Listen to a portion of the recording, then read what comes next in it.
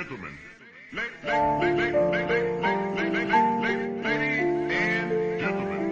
if in the house, ladies and gentlemen. Само Господа може да ме съди и само Той знае за моментите ми трудни. Когато и да погледна нагоре към небето, го усещам не с мозъка, а със сърцето. А тук долу нищо ново не мога да опиша, и това, което виждам и което чувам, караме да се бунтувам, предпочитам да сънувам. Освен когато на природата ни се любувам.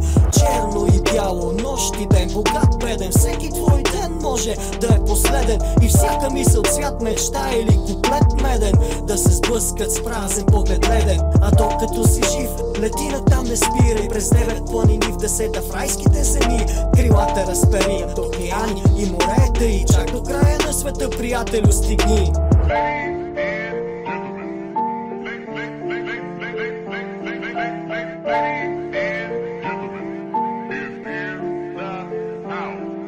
Преплетени злощастно възходи и неволи, оплетени мистично, окаяни съдби. И няма тук значение кой с кого се бори, щом тръгнал е по пътя към безсмъртието си.